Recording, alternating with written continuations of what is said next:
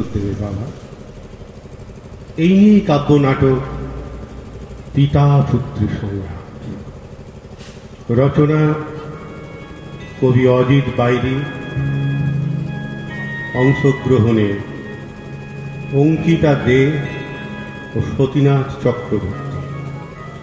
শুরু করছি কাব্য নাটক পিতা পুত্র সংলাপ। পিতা, এ কোন ঘোর অন্ধকার? কালো সূর্য নাকি দু চোখ অন্ধ আমার? কেন দেখি না কিছু?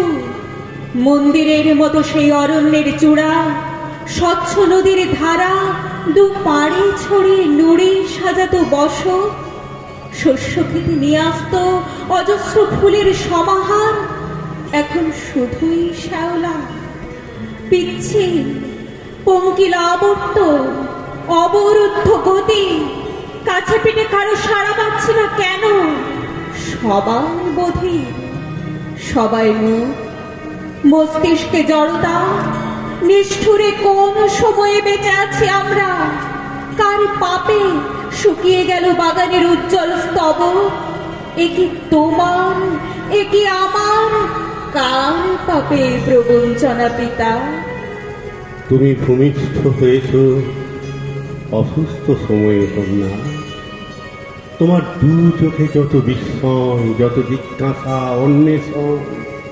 বিশ্বাস করো, আত্মজ উত্তাপ বুকে এ নহে আমার প্রলুব্ধ ছলনা।